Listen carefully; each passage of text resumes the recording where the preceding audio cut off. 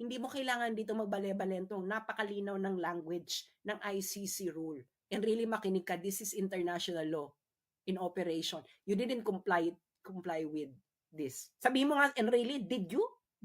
Ikaw ang presidential legal advisor, did the BBM administration complied with Article 59.2 of the ICC statute? Malinaw na malinaw sa mata ng mga Pilipino, hindi nyo dinala si Duterte sa harapan ng competent judicial authority ng Pilipinas. Dinala nyo siya sa Villamor Air Base. Villamor Air Base is not a court.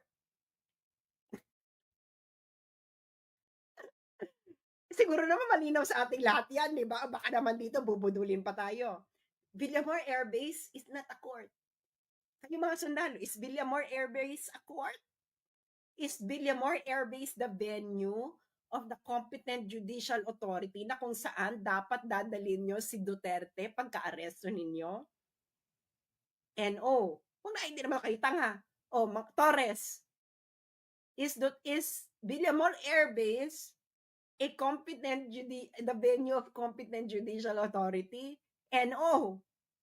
Anong batas ang sinusunod mo? Pakipaliwanag kasi ito ang batas malinaw. Article 59.2.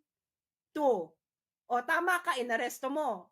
Ano dapat ang gagawin mo, Torres, pagka-aresto mo? According to the ICC statute, dadalhin mo dapat si Duterte sa harapan ng competent judicial authority.